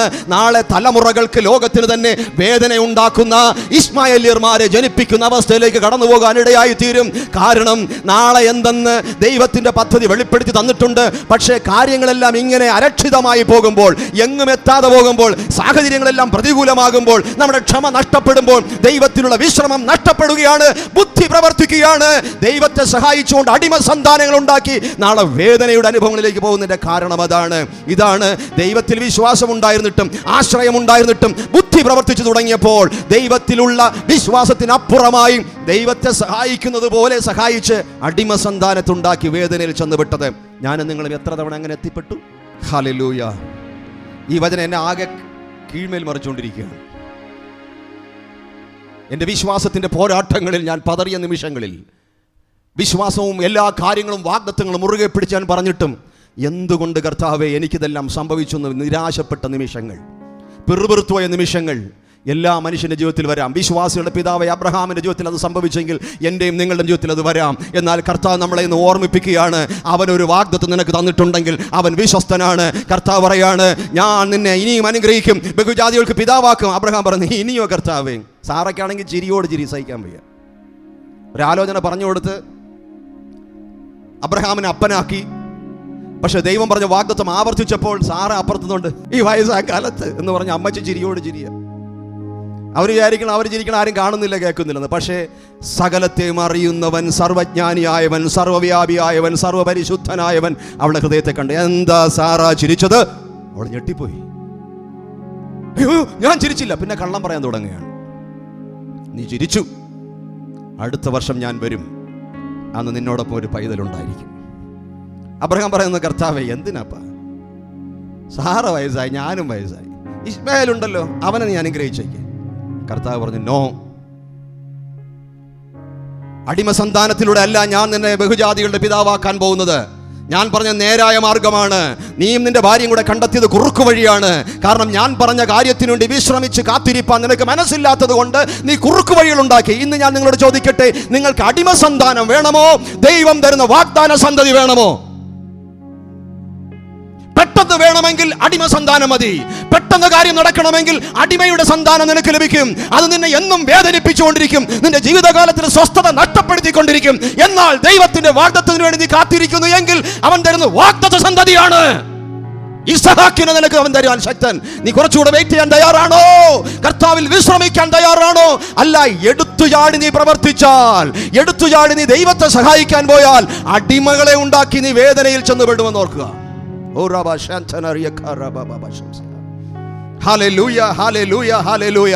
കർത്താവിന്റെ വചനം നമ്മളോട് വളരെ ശക്തമായി ഇടപെട്ടുകൊണ്ടിരിക്കുകയാണ്. കാത്തിരിക്കാൻ മനസ്സില്ലാത്തത് കൊണ്ട് വേഗം കാര്യം നടത്തി കിട്ടാൻ വേണ്ടി അവർ ചെയ്യുന്ന പദ്ധതിയായിരുന്നു.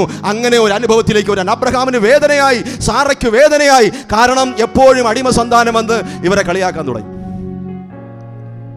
അവസാനം സാറ തന്നെ പറഞ്ഞു, ഈ അടിമയും അവളുടെ മകനെയും ഇവിടെ ഇറക്കിവിട്. അബ്രഹാമിന് ദേഷ്യം വന്നു. ഇവരെങ്ങനെ ഞാൻ ഇറക്കിവിടും? സാറയ്ക്ക് വേദന കാണില്ല, അബ്രഹാമിന് വേദന കാണും. കാരണം അവന്റെ രക്തത്തിൽ പിറന്നതാണ് ആ പൈതൽ. അവസാനം ദൈവത്തിന്റെ സന്നിധിയിൽ പോയി, കർത്താവേ, കർത്താവേ. കർത്താവ് പറഞ്ഞു, നിന്റെ ഭാര്യയുടെ വാക്ക് കേൾക്ക്, അവരിറക്കി വിടും. അവളുടെ വാക്ക് കേട്ടിട്ടില്ലേ? അന്നപ്പം എന്നോട് ചോദിച്ചില്ലല്ലോ.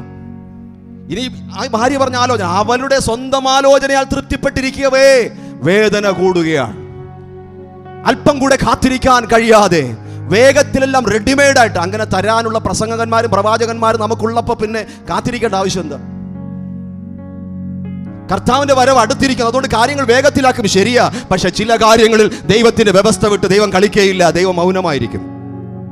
കഴിഞ്ഞ ദിവസം ഞാൻ തൊടുപുഴ നിൽക്കുമ്പോൾ അവിടെ ഒരു ദൈവദാസനുമായി പരിചയപ്പെട്ട് സംസാരിച്ചുകൊണ്ടിരിക്കുമ്പോൾ ഞാൻ പാർക്കുന്ന വീട്ടിലുള്ള സഹോദരി അവിടെ പറയുകയാണ്, അവർക്ക് ഇസ്രായേലിൽ പോകാൻ ഒരു ജോലിക്ക് വേണ്ട സാധ്യതകൾ ഒരുങ്ങി വന്നപ്പോൾ ഈ ദൈവദാസൻ പറഞ്ഞു, അവർക്ക് ഒത്തിരി കൺഫ്യൂഷൻ ആയിരുന്നു. അദ്ദേഹം പറഞ്ഞു, ദൈവം നിങ്ങൾക്ക് വേണ്ടി തുറന്നു തന്ന ഒരു വാതിലാണിത്, അതാണ് ദൈവം നിങ്ങൾക്ക് കൊണ്ട് ഒരുക്കിയിരിക്കുന്നത്, വേറെ വഴി നിങ്ങൾ നോക്കേണ്ടതില്ല.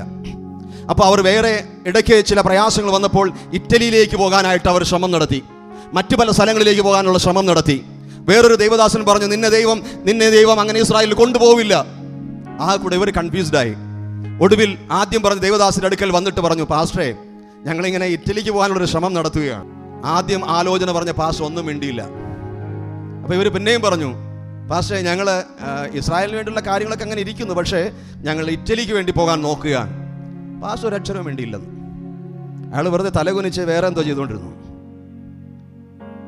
കുറച്ച് ദിവസം കഴിഞ്ഞപ്പോൾ ആ സഹോദരി ഇസ്രായേലിൽ തന്നെ പോയി. ആ ദൈവദാസനെ ഓർത്ത് ഞാൻ ദൈവത്തെ സ്തുതിക്കുകയാണ്. Price the Lord. ദൈവം പറഞ്ഞ ഒരു കാര്യം അയാൾ പറഞ്ഞു കഴിഞ്ഞു. ഇനി ഇവർ ഏത് വഴി തിരഞ്ഞെടുത്താലും അദ്ദേഹം ഒരു വാക്കുപോലും പറയും. കാരണം ദൈവം പറഞ്ഞതിനെ കുറിച്ച് അദ്ദേഹത്തിന് ഒരു ഉറപ്പുണ്ടായിരുന്നു. ഹല്ലേലൂയ. പ്രിയമുള്ളവരെ, കുറുക്കു വഴി തേടി പെട്ടെന്ന് കാര്യം സാധിക്കുവാൻ വേണ്ടിയുള്ള നമ്മുടെ വെമ്പലുണ്ടല്ലോ, അടിമ സന്താനത്തെ ജനിപ്പിച്ചു തരുമെന്ന് ഓർക്കണം. ഹല്ലേലൂയ. പുതിയ നിയമത്തിലേക്ക് നമ്മൾ വരുമ്പോൾ ഞാൻ എൻ്റെ സന്ദേശത്തിൻ്റെ അവസാന ഭാഗത്തേക്ക് വരികയാണ്. മത്തായി എഴുതിയ സുവിശേഷം 2-ാം അധ്യായം നോക്കുമ്പോൾ വിദ്വാൻമാർക്ക് കിഴക്ക് നക്ഷത്രം ഉദിച്ചു. ആ നക്ഷത്രം ഒരു പ്രത്യേക വ്യക്തിയുടേതാണെന്ന് അവർ മനസ്സിലാക്കിയപ്പോൾ ജ്യോതിശാസ്ത്രജ്ഞന്മാർ, വാനശാസ്ത്രജ്ഞന്മാർ, അവർക്ക് ദൈവം ആ രീതിയിൽ ഇടപെട്ടു. അവർ ആ നക്ഷത്രം കണ്ടുകൊണ്ട് ഇറങ്ങി തിരിച്ചുവിടും. ഈ നക്ഷത്രം സഞ്ചരിക്കുന്ന നക്ഷത്രമായി. അത് നടന്നുകൊണ്ട് അത് യാത്ര തുടരുകയാണ്. അത് പോകുന്ന ആ ദിക്ക് നോക്കിക്കൊണ്ട് ഈ വിദ്വാൻമാർ പല സ്ഥലങ്ങളിൽ നിന്നായി അവർ അതിനെ ഫോളോ ചെയ്യാൻ തുടങ്ങി. അങ്ങനെ പോയിക്കൊണ്ടിരിക്കുമ്പോൾ ആ കിഴക്ക് കണ്ട നക്ഷത്രം ആ ഭാഗത്തേക്ക് ചലിച്ചുകൊണ്ടിരിക്കുമ്പോൾ തന്നെ ഇവരുടെ ബുദ്ധി ചലിക്കാൻ തുടങ്ങി, വിദ്വാൻമാരുടെ ബുദ്ധി പ്രവർത്തിക്കാൻ തുടങ്ങി. യഹൂദന്മാരുടെ രാജാവ്, ഓക്കെ, ഇപ്പൊ രാജാവ് പിറക്കണമെങ്കിൽ കൊട്ടാരത്തിൽ, അവരുടെ ബുദ്ധി അനുസരിച്ച് ഹേരോദാവിന്റെ കൊട്ടാരത്തിൽ കയറി അവിടെയെല്ലാം അന്വേഷിക്കാൻ തുടങ്ങി. രാജാവിനോട് ചോദിച്ചു, യഹൂദന്മാരുടെ രാജാവായി പിറന്നവൻ എവിടെ? ഹേരോദാവാണെങ്കിൽ ഭയങ്കര സൂത്രക്കാരനായി, കപടഭക്തിക്കാരനായിരുന്നു, പുളിച്ച മാവ് സൂക്ഷിക്കുന്നവനായിരുന്നു, എന്ന് പറഞ്ഞാൽ കാപട്യം നിറഞ്ഞ ഭക്തി പ്രകടമാക്കുന്നവനായിരുന്നു. അദ്ദേഹം രഹസ്യമായി വിളിച്ച് ചോദിച്ചു, അവിടുത്തെ ന്യായപ്രമാണമെല്ലാം പരിശോധിച്ചിട്ട് പറഞ്ഞു, എവിടെയാണ് ഈ രാജാവ് പിറക്കുന്നത്? അവൻ ബേത്ലഹേമിലാണ് എന്നെഴുതിയിരിക്കുന്ന ദൈവത്തിന്റെ പ്രവചന പുസ്തകങ്ങളിൽ നിന്ന് അവർ അത് മനസ്സിലാക്കി. എന്നിട്ട് രഹസ്യത്തിൽ വിളിച്ചിട്ട് വിദ്വാൻമാരോട് രാജാവ് പറഞ്ഞു, നിങ്ങൾ പോയി ആ ശിശുവിനെ കണ്ടാൽ അവനെ നമസ്കരിച്ചിട്ട് വന്ന് എന്നോടും പറയുവീൻ. എനിക്കും പോയി അവനെ ആരാധിക്കണം, എനിക്കും പോയി അവനെ നമസ്കരിക്കണം. ഇവൻ്റെ ഉള്ളിൽ തീ കത്തുകയാണ്.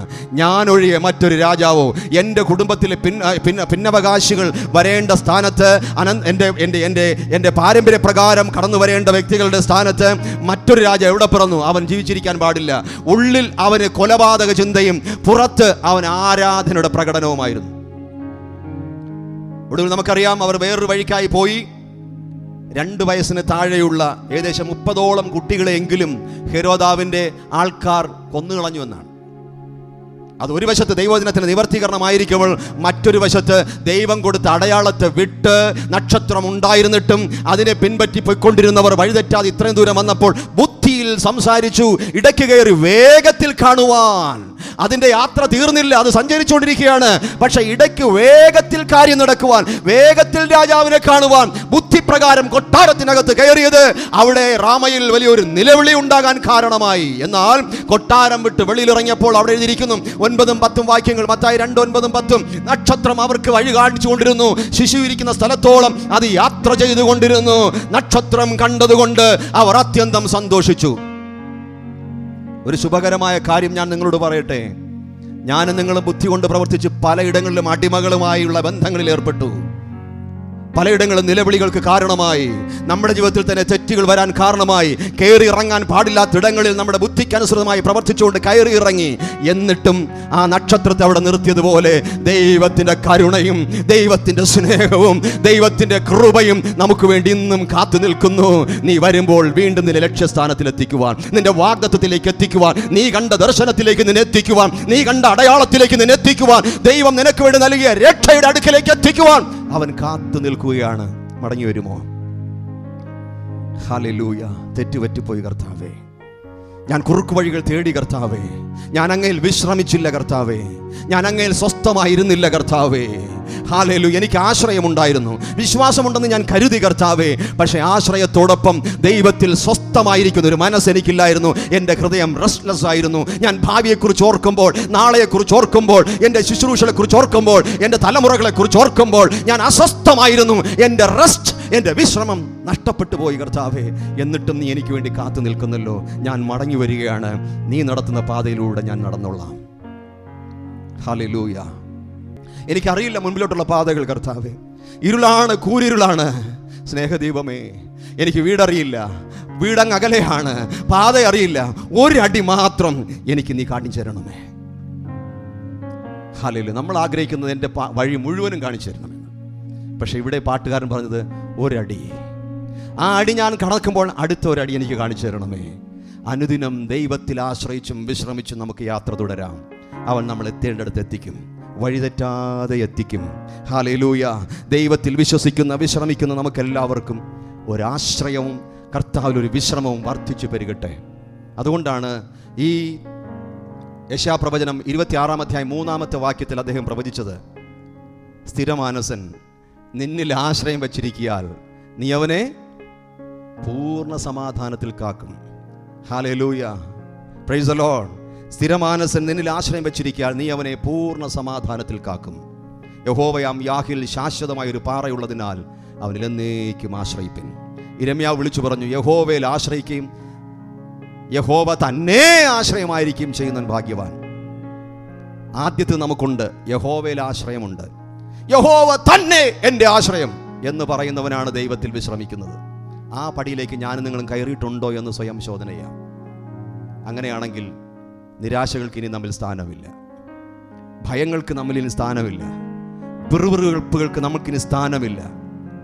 നമ്മൾ കുറുക്കു വഴികളിലൂടെ കടന്നുപോയി ദൈവത്തിൽ വിശ്രമിക്കാതെ പോയാൽ അടിമകളെ നമ്മൾ ഉണ്ടാക്കും, നിലവിളികളെ നമ്മൾ കൂട്ടിവരുത്തും, അരുതാത്ത കൊട്ടാരങ്ങളിൽ നമ്മൾ കയറിപ്പോകും.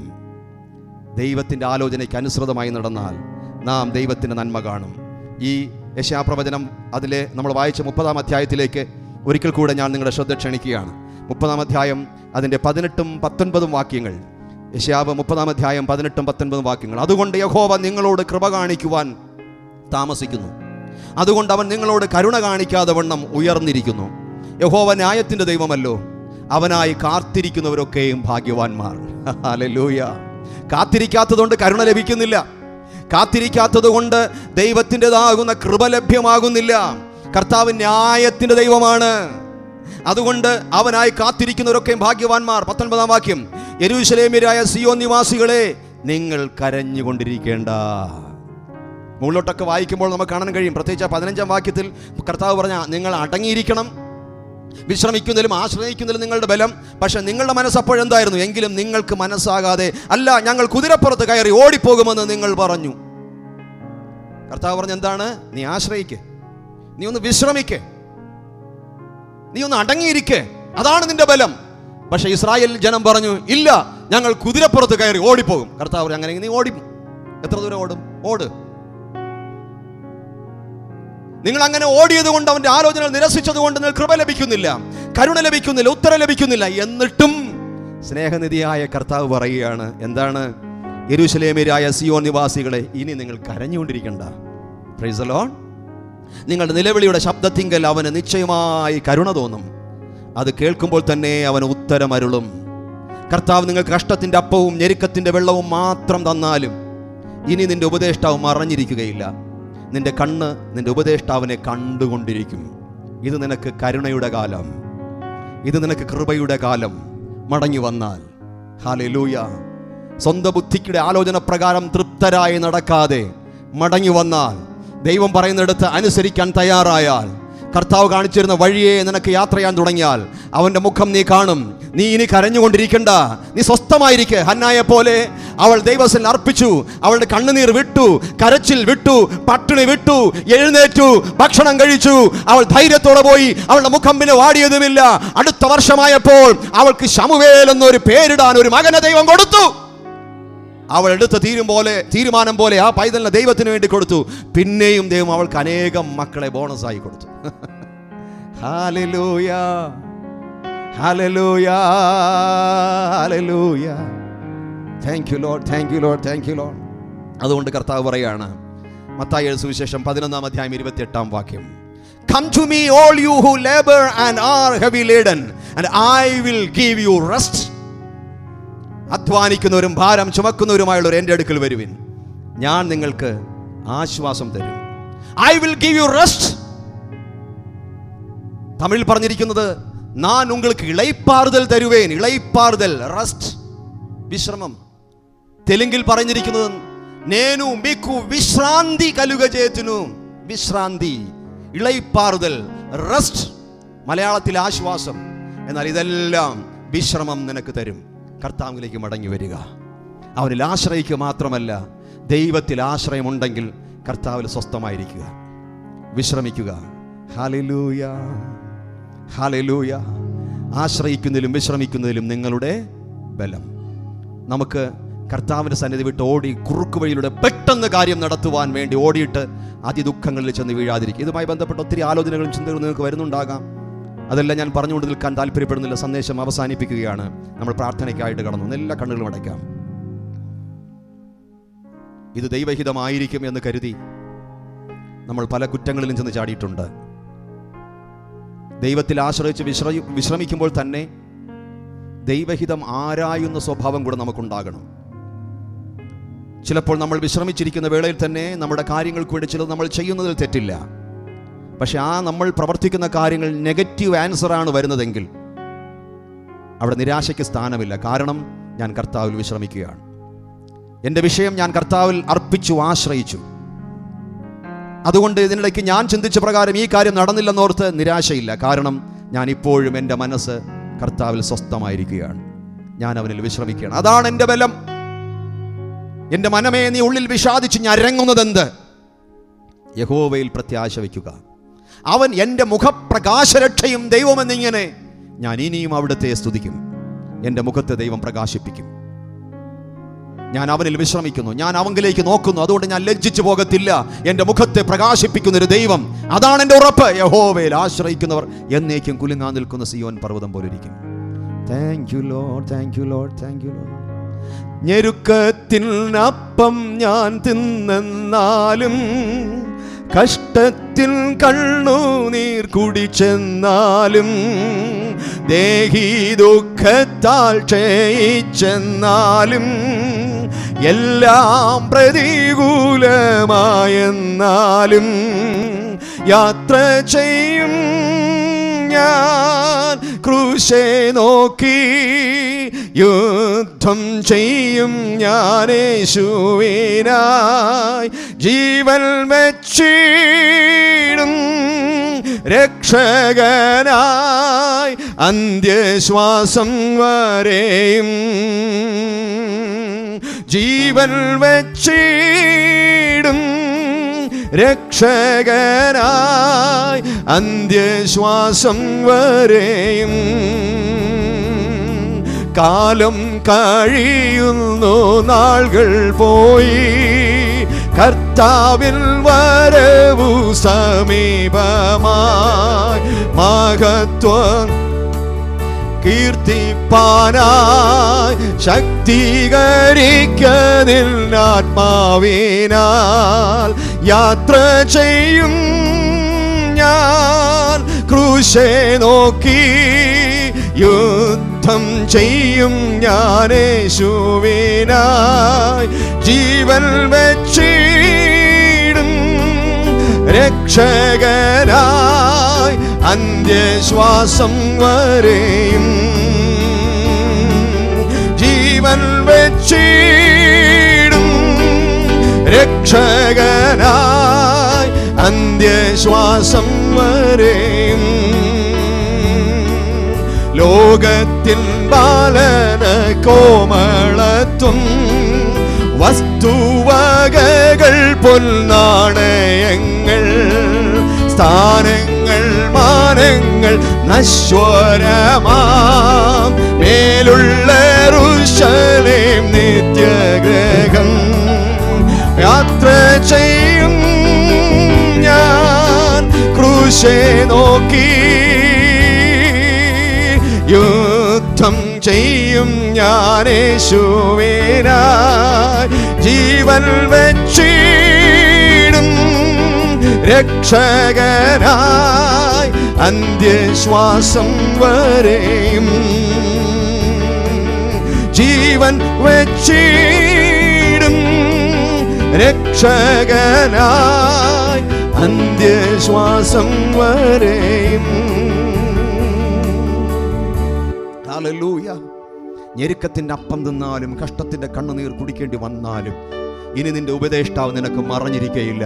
നീ മടങ്ങി വന്നാൽ അവൻ്റെ മുഖത്ത് നീ കാണും. നീ കരഞ്ഞുകൊണ്ടിരിക്കേണ്ട. നീ നിലവിളിക്കുമ്പോൾ തന്നെ അവൻ ഉത്തരം തരും. അവൻ കരുണ കാണിക്കും. ഹല്ലേലൂയ.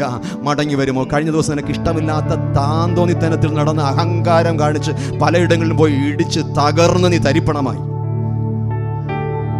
ദൈവഹിതമല്ലാത്ത സ്വന്തം ആലോചന പ്രകാരം നടന്ന് സ്വന്തം ആലോചന നീ തൃപ്തിയടഞ്ഞ് പലയിടങ്ങളിലും തകർന്നു ഉടഞ്ഞു. നിന്റെ ശരീരം തകർന്നു, മനസ്സ് തകർന്നു, നിന്റെ ആത്മീയ സന്തോഷം പോയി. നിന്നെ ജീവനോടെ ദൈവം ശേഷിപ്പിച്ചിരിക്കുന്നത്, നിന്നെ ജീവനോടെ ഇപ്പോഴും ശേഷിപ്പിച്ചിരിക്കുന്നത് നിന്നോട് ദൈവത്തിന് കരുണയുള്ളത് കൊണ്ടാണ്. നിന്റെ ഈ ലോക സുഖങ്ങളുടെ കൊട്ടാരം വിട്ട് എപ്പോൾ നീ ഇറങ്ങി വരുമെന്ന് കാത്ത് നിനക്ക് വഴികാട്ടിയുടെ പ്രകാശമായി അവിടെ നിന്ന് നിൽപ്പുണ്ട്. ഇനിയുള്ള യാത്ര ആ പ്രകാശത്തെ അനുസരിച്ചാകുമോ? അവൻ്റെ വചനത്തിനും അവിടുത്തെ ആലോചനയ്ക്കും അനുസരിച്ചാകുമോ? പണമുണ്ടെങ്കിൽ എല്ലാം ഉണ്ടെന്ന് കരുതരുതേ. കഴിഞ്ഞ ആഴ്ച മനോരമ പത്രത്തിൽ നിന്ന് വാർത്ത നിങ്ങൾ വായിച്ചു കാണുമല്ലോ. ഒരു വ്യക്തി, ലോകം അറിയപ്പെടുന്ന ഒരു വ്യക്തി, അതേക്കുറിച്ച് വളരെ വ്യക്തമായി പത്രത്തിൽ എഴുതിയിരുന്നു. അവിടെ പറഞ്ഞിരുന്ന കാര്യം ഇതാണ്: ശതകോടീശ്വരനായ മനുഷ്യന് ആശ്വാസമില്ല, സമാധാനമില്ല. എന്തുകൊണ്ട്? കോടിക്കണക്കിന് രൂപ തനിക്കുണ്ട്. അമേരിക്കയിലെ നാസ ഉപഗ്രഹങ്ങൾ അയക്കണമെങ്കിൽ അതിന് റോക്കറ്റ് കൊടുക്കുന്നത് ഈ മനുഷ്യനാണ്. ലോകം അദ്ദേഹത്തെ ശതകോടീശ്വരൻ എന്ന് വിളിക്കുന്നു. പക്ഷെ കുടുംബത്തിനകത്ത് സ്വസ്ഥതയില്ല. താൻ പാർത്തുകൊണ്ടിരിക്കുന്ന സ്ഥലം വിട്ട് മറ്റൊരു സ്ഥലത്തേക്ക് പോകാൻ താൻ തീരുമാനിക്കുകയാണ്. കോടികളുണ്ടെങ്കിൽ എല്ലാമായെന്ന് കരുതുന്നവന് ഉള്ളിൽ സ്വസ്ഥതയില്ല. ഇന്ന് ലോകത്തിൽ അറിയപ്പെടുന്ന ഇലോൺ മാസ്കിനെ കുറിച്ചാണ് പത്രത്തിൽ ഈ വാർത്ത വന്നത്. മാധ്യമങ്ങളെല്ലാം ഭയങ്കരമായി കൊട്ടിഘോഷിക്കുന്ന മനുഷ്യൻ, അതേ മാധ്യമങ്ങൾ തന്നെ വിളിച്ചു പറയുന്നു അദ്ദേഹത്തിന്റെ പണങ്ങൾക്കും കോടിക്കണക്കിന് രൂപകൾക്കും സമാധാനം കൊടുക്കാൻ കഴിയുന്നില്ലെന്ന്. പണം ഏതു വിധത്തിലും ഉണ്ടാക്കാം, വഞ്ചിച്ചും വെട്ടിച്ചും കൊന്നും കൊലപ്പെടുത്തിയും. പക്ഷെ അതൊന്നും ഉള്ളിൽ ഒരു ദിവസം സമാധാനം നിനക്ക് തരില്ല. കുറുക്കു വഴികൾ തേടി നീ പ്രശസ്തനായി എന്ന് വന്നേക്കാം. അത് നീ ഉണ്ടാക്കുന്ന അടിമ സന്താനങ്ങളാണ് നിന്നെ ഒറ്റപ്പെടുത്തും, വേദനയിലാക്കും. എന്നാൽ കർത്താവ് ഉണ്ടെങ്കിൽ നമുക്കെല്ലാം ഉണ്ട്. അവനുണ്ടെങ്കിൽ നമുക്ക് വെൽത്ത് ഉണ്ട്, അവനുണ്ടെങ്കിൽ നമുക്ക് പ്രൗഢിയുണ്ട്, അവനുണ്ടെങ്കിൽ നമുക്ക് വിജയമുണ്ട്. Hallelujah, hallelujah. കർത്താവിന്റെ ഹിതം വിട്ട് വഴി നടന്നെങ്കിൽ ഇന്ന് രാത്രി നമുക്ക് മടങ്ങി വരാം. കർത്താവേ, എൻ്റെ ആവശ്യങ്ങൾ നീ അറിയുന്നു. ഇനി ഞാൻ മുഖം വാടാൻ ആഗ്രഹിക്കുന്നില്ല. ഞാൻ കർത്താവിൽ ആശ്രയിക്കുന്നു, ഞാൻ കർത്താവിൽ വിശ്രമിക്കുന്നു. Thank you Jesus. പരിശുദ്ധ ദൈവമേ, ഈ നല്ല രാത്രിക്കായി സ്തോത്രം. വ്യത്യസ്തമായ ഒരു തലത്തിൽ അങ്ങ് ഞങ്ങൾ ഇടപെട്ടുകൊണ്ടിരുന്നു. എന്നാൽ ഇത് ഞങ്ങളുടെ ഉള്ളങ്ങളിൽ ഈ സന്ദേശം പതിയട്ടെ. ഉള്ളം കൊണ്ട് ഞങ്ങളത് ഏറ്റെടുക്കട്ടെ. ഉള്ളിലുള്ള കലക്കങ്ങളും നിരാശകളും ഇന്ന് മാറിപ്പോകുവാൻ ദൈവത്തിലുള്ള ആശ്രയവും വിശ്രമവും ഞങ്ങൾക്ക് തരണമേ. ലോകത്തിൽ ഞങ്ങൾക്ക് ശാശ്വതമായ ഒരു വിശ്രമ സ്ഥലമില്ല. ലോകത്തിൽ ഞങ്ങൾക്ക് സ്വസ്ഥമായ ഒരു ഇടമില്ല കർത്താവേ. അനുനിമിഷം അസ്വസ്ഥതകൾ കൂടുകയാണ്. റെസ്റ്റ്ലെസ്സായി മനുഷ്യൻ ഓടുകയാണ്, വിഷാദ രോഗങ്ങളിൽ വലയുകയാണ്. എന്നാൽ കർത്താവിൽ ഞങ്ങൾ വിശ്രമം കണ്ടെത്തട്ടെ. അതുകൊണ്ടാണല്ലോ യേശുപ്പൻ പറഞ്ഞത്, ലോകത്തിൽ നിങ്ങൾക്ക് കഷ്ടമേ ഉള്ളൂ, എന്നാൽ എന്നിൽ നിങ്ങൾക്ക് സമാധാനം ഉണ്ടാകേണ്ടതിന് ഞാനിത് നിങ്ങളോട് പറയുന്നു. ഹല്ലേലൂയ. എന്റെ സമാധാനം ഞാൻ നിങ്ങൾക്ക് തന്നേച്ചു പോകുന്നു. My own peace I give unto you. എന്റെ സമാധാനം ഞാൻ നിങ്ങൾക്ക് തരുന്നു, ലോകം തരാത്ത സമാധാനം. ആ സമാധാനം ഞങ്ങളുടെ ഉള്ളങ്ങളിൽ നിറയട്ടപ്പ, നിറയട്ടപ്പ, നിറയട്ട് കർത്താവേ. കലക്കങ്ങൾ കൊണ്ടിടുന്ന, വേണ്ടാത്ത ചിന്തകൾ കൊണ്ടിടുന്ന, ദൈവവചനത്തിന്റെ ദൈവ ആലോചനയ്ക്ക് വിരുദ്ധമായ ആലോചനകൾ കൊണ്ടുവരുന്ന ദുഷ്ടന്റെ ആലോചന പ്രകാരം ഞങ്ങൾ നടക്കാതിരിക്കട്ടെ. ദൈവ കൃപ വ്യാപരിച്ച് ആ പൈശാചിക ആലോചനകളെ, പൈശാചിക ചിന്തകളെ, പൈശാചികമായുള്ള തിടുക്കം കൂട്ടലുകള് യേശുവിന്റെ നാമത്തിൽ മാറിപ്പോകട്ടെ. കർത്താവിന്റെ വചനങ്ങൾ ഉള്ളത്തിൽ ഏറ്റെടുക്കുവാൻ, ദൈവിക സമാധാനം വരുവാൻ, കുടുംബങ്ങൾക്കകത്ത്, തലമുറകൾക്കകത്ത് വാഗ്ദത്തം അതിന്റെ പൂർത്തീകരണത്തിലേക്ക് എത്തുവോളം കാത്തിരിപ്പാൻ, ദീർഘക്ഷമയോടെ കാത്തിരിപ്പാൻ, കർത്താവിൽ വിശ്രമിച്ച് കാത്തിരിപ്പാൻ ഞങ്ങളെ ഒരുക്കണമേ. മിണ്ടാതിരുന്ന് ഞാൻ ദൈവമെന്ന് അറിഞ്ഞുകൊള്ളുവിൻ. അതേ കർത്താവിന്റെ മഹത്വം ദർശിപ്പാൻ ദൈവസൻ ഞങ്ങൾ കീഴടങ്ങിയിരിക്കട്ടെ. കർത്താവെ, തക്ക സമയത്തിൽ അവൻ ഞങ്ങൾ ഉയർത്തേണ്ടതിന് അവന്റെ ബലമുള്ള കൈക്കീഴ് താണിരിപ്പീൻ എന്ന് പത്രോസിലൂടെ പരിശുദ്ധാത്മ ഞങ്ങളെ ഓർമ്മിപ്പിച്ചതിനാൽ നന്ദി. അതുകൊണ്ട് നീ ഞങ്ങളെ തക്ക സമയത്തിൽ ഉയർത്തും. ആ സമയം വന്നുകൊണ്ടിരിക്കുന്നതിനാൽ സ്തോത്രം. ഞങ്ങളുടെ ഉയർച്ചയ്ക്ക് വേണ്ടിയിട്ടുള്ള സമയം വന്നുകൊണ്ടിരിക്കുന്നതിനാൽ സ്തോത്രം. കർത്താവ്, ഒരുപക്ഷെ നേരത്തെ ആയിരുന്നു ആ ഉയർച്ചയെങ്കിൽ കർത്താവെ, ഞങ്ങൾക്ക് ദൈവത്തിന്റെ മഹത്വം പൂർണ്ണതയിൽ കാണാൻ കഴിയില്ലായിരുന്നു. എന്നാൽ ദൈവം തക്ക സമയത്തിൽ ആ ഉയർച്ചകളും വിടുതലുകളും ഞങ്ങളുടെ മുമ്പിൽ കൊണ്ടുവരുന്നത് അത് കർത്താവ് റൈറ്റ് ടൈമിലാണ്.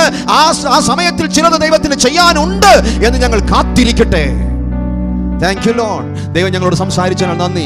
ബലഹീനതകൾ, രോഗങ്ങൾ, ക്ഷീണങ്ങൾ, അസ്വസ്ഥതകൾ നീക്കി ഞങ്ങൾ ആത്മാവിൽ ബലപ്പെടുത്തണമേ. ദൈവത്തിലുള്ള ആശ്രയവും വിശ്രമവും ഞങ്ങളിൽ വർദ്ധിച്ചു വരട്ടെ. ഇന്ന് ഞങ്ങൾ മടങ്ങുമ്പോൾ ഈ വചനങ്ങൾ ഞങ്ങളുടെ ഉള്ളത്തിൽ നിറഞ്ഞു കവിയട്ടെ. യേശുവിന്റെ നാമത്തിൽ നിരാശകൾ മാറിപ്പോകട്ടെ, ഭാരങ്ങൾ നീങ്ങിപ്പോകട്ടെ. ദൈവകൃപ കൊണ്ട് നിറയ്ക്കുമാറാകണം. പ്രാർത്ഥന കേൾക്കുന്ന നന്ദി. ഈ ആഴ്ചക്കാലം മുഴുവനും ഇനിയുള്ള നാളുകളെല്ലാം ഞങ്ങൾ കർത്താവിൽ ആശ്രയിച്ച് വിശ്രമിച്ച് ബലത്തോടിരിക്കട്ടെ, ബലത്തോടിരിക്കട്ടെ. അതാണ് ഞങ്ങളുടെ ബലം. പ്രാർത്ഥന കേൾക്കുന്ന സ്തോത്രം. യേശുവിൻ നാമത്തിൽ തന്നെ പിതാവേ, ആമേൻ.